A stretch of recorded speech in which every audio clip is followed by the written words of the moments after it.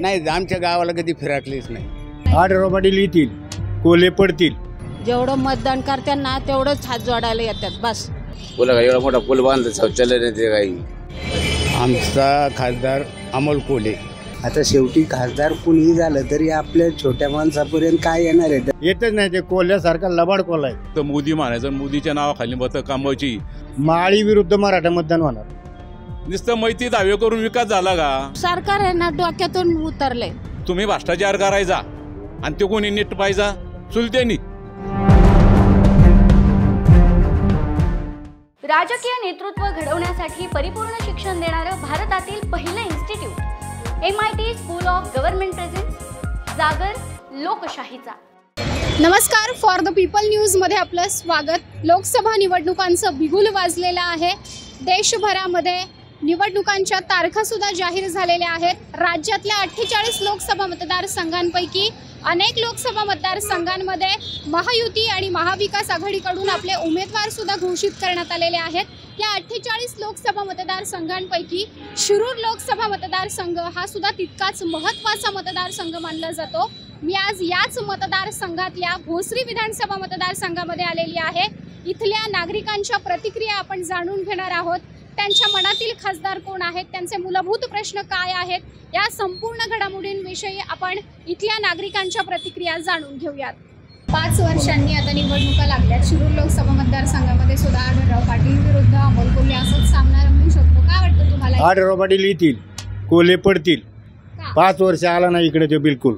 बस अजून काय समस्या? माळी विरुद्ध मराठा मतदान होणार. डायरेक्ट माळी सगळे पाडायचे यावेळेस.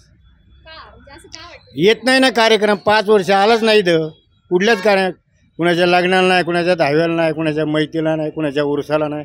येतच नाही, ते कोल्ह्यासारखा लबाड कोल्हा आहे. 100% येणार. आमच्यासाठी अमोल कॉलेज ठीक आहे. ते आता म्हणजे कसं नवीन चेहरा असला का कामं पण होतात.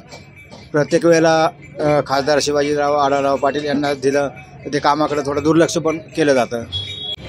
आमचा खासदार अमोल कोल्हे यांनी आमच्या चिंचोली गावाला किंवा कानूरला पाण्याची व्यवस्था केलेली आहे. अजून झालेली नाही, पण 12 गावामध्ये पाणी आणणार आहे.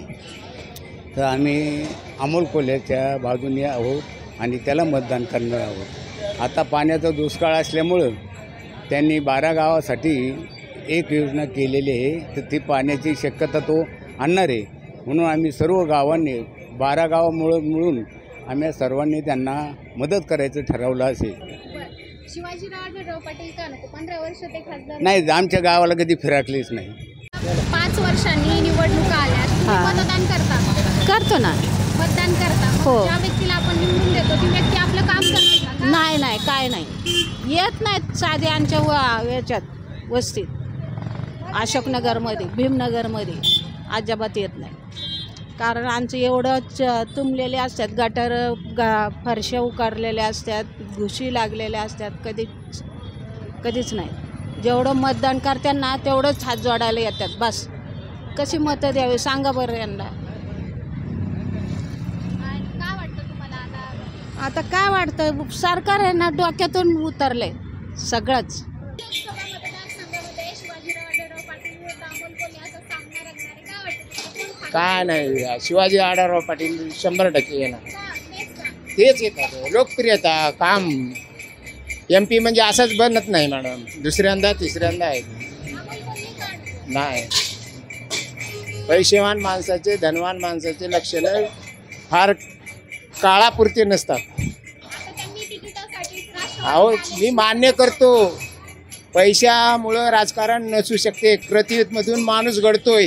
जी निवडणूक लागलेली ही 5 वर्षात 10 वर्षात या सरकारने काय केलं? महागाई किती वाढली, गॅसचे रेट असतं, पेट्रोल डिझेल, अन्नधान्य. गरिबांनी जगायचं कसं? फक्त मोदी म्हणायचं, मोदीच्या नावाखाली मतं कामवायची. आणि सर्वसामान्यांचं काय?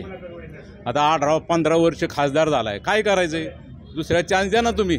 नवीन शिकून तुम्ही सेनेतून यायचं, राष्ट्रवादी यायचं, निवडणूक लढवायची. काय हे कशा करता येईल? नवीन माणसाला संधी द्या. आढळराव कोल्हे जरी होता, कोल्ह्यांनी 5 वर्षात कोणाला त्रास दिला नाही, पुढलं काय कुणाचं वाईट केलं नाही, काय नाही. आला नसन लग्न याव करून काय नाही. जे केंद्रात जे प्रश्न होते शेतकऱ्यांचे, गाड्याचे, ते मोठे प्रश्न तर संसदेत मांडले ना त्यांनी, ते तर सोडवले ना. मैतीला आणि 10व्याला येऊन तो होता पहिला खासदार तुमचा बानकिले. नुसतं मैती 10वे करून विकास झाला का? तो पडल्यावर त्या आंबेगावचा विकास झाला ना. मैती 10वे करून विकास होत नाही. तो म्हणजे सर्वसामान्यांचे जे कामाचे जे जेवण असो वस्ती त्याचंच लोकांकरता काय लागतं काय नाही हे पाहिलं पाहिजे. ते केंद्रात प्रश्न मांडले पाहिजे, ते सोडून घेतले पाहिजे. त्याच्यामुळं सर्वसामान्य माणसं ही ह्यालाच मतदान करणार, तुतारीला. अहो पवार दादा त्या काय त्या दादाला मी खांद्यावर घेतलं होतं, ज्याला पहिल्या इलेक्शनला खासदारकी या टायमाला पवार साहेबांनी हे केलं होतं. ठीक आहे, राजकीय मतभेद असतात, पण तुम्ही आज त्यांनी तुला हाताला धरून वर आणले, राजकारणात आणले, काय कमी केलं आहे? हां, तुम्ही भ्रष्टाचार करायचा आणि ते कोणी नीट पाहिजा चुलत्यांनी. तर आजकालच्या ह्याच्यामध्ये प्रत्येकजण जो आहे उमेदवार तो त्याच्या दृष्टिकोनातून चाललेला असतो. आता सांगायचं तात्पर्य असं की भोसरीचा जो विकास आहे, श्री दादांनी भरपूर काय केलेलं आहे भोसरी गावामध्ये, की गार्डन म्हणा, हे खेळाची स्पर्धा प्लस डेव्हलपमेंट, हे भरपूर काय केलेलं आहे. अजून बरेचसे जे कामं जे आहेत दादांची अजून राहिलेली आहेत ती आता चालू तर आहेच. काय रोडची कामं वगैरे दादांनी केलेली आहेत. तर एक सांगायचं तात्पर्य असं की दादांनी आमचे महेश दादा यांनी आमदार यांनी भरपूर काय कामं केलेली आहेत भोसरी गावासाठी. आता आढराव पाटील आमच्या इकडे तर काय कामं केली नाही, त्यांच्या तिकडचाच विकास केलेला आहे. अमोल कोल्हेंनी सुद्धा नाही काय काम केलेलं नाही आहे. तर माझं एवढंच म्हणणं असेल की भोसरीच्यासाठी त्यांनी हे काम करणं खूप आवश्यक आहे.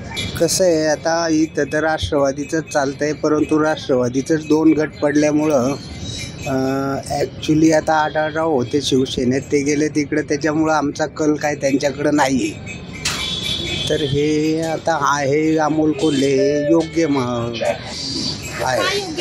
योग्य वाटतात. म्हणजे संसदेत आवाज उठवतात, प्रत्येकाच्या कार्य कुठं काय समस्या सोडवायच्या असेल प्रत्येक ठिकाणी हजेरी लावतात. तसं हेही चांगले आहेत आढळराव, तेही हे करतात कार्यक्रमांना कुठणाच्याही परत कुठले काय हे असेल तर विकास कामंही केलेली आहेत. परंतु आता कसं यांचं राष्ट्रवादीचं कोल्हेंनी बरेच प्रगती केलेली आहे आणि संसदेत आवाज उठवतात, त्याच्यामुळं जरा बरं वाटतं. आता भोसरी मतदारसंघामध्ये अनेक समस्या आहेत, त्या सोडवल्या जातात का? आता त्या समस्यांचा आपण काय विचार करणार? काय आमच्या इकडं 4 वर्षांनी आता जी रस्त्याचं सिमेंट काँक्रिटीकरण झालं आहे, 4 वर्ष येऊन गेलं तर तसंच पडलेलं होतं, दारात या वाढली कडी, पण चाललं आहे आता कामं आता योग्य आहे. तसं दोन्ही चांगले, दोन्हींचं काम चांगलं आहे. शिवाजीदादांनी त्यांच्या वेळेस चांगलं काम केलं, अमोल कोल्हेंनी चांगलं काम केलं. बरं, मग आता तुम्ही कोणाला निवडून देणार? दोन्ही चांगले पण एकालाच निवडून द्यावं लागणार नाही ना. हा तर प्रत्येकाचा आपला एक पर्सनली प्रश्न आहे. काय वाटतं तुम्हाला शिरूर लोकसभा मतदारसंघामध्ये कोण निवडून येऊ शकतं? सत्य कळस अमोल कोल्हे. अमोल कोल्हे म्हणजे शेतकऱ्याचा प्रश्न मांडला त्यांनी ना संसदेमध्ये. शिवाजीराव आढळराव पाटील का नको? 15 वर्ष खासदार त्यांचंही काम आहे, त्यांचं काम नाही असं नाही, पण ते आता कसं आहे नवीन संसदेमध्ये प्रश्न मांडणारा नेता कोणतरी पाहिजे म्हणून नवीन दमाचा उमेदवार आहे अमोल कोल्हे. भोसरी मतदारसंघामध्ये काय मुतारे नाही, शौचालय त्याचं काय बोला काय एवढा मोठा पूल बांधला, शौचालय नाही ते काही लेडीज आहे लोकांनी कुठं एवढा मोठा ब्रिज मुतारीपर तिकडे इकडे कुठं मुतारी आहे ना शौचालय. यावर तुमच्या प्रतिक्रिया काय आहेत कमेंट करून नक्की सांगा. व्हिडिओ आवडल्यास जरूर जास्तीत जास्त शेअर करा. कॅमेरा पर्सन रोहित वनकट्टेसह मी Madhuri Kumkar for the people news Bhosari.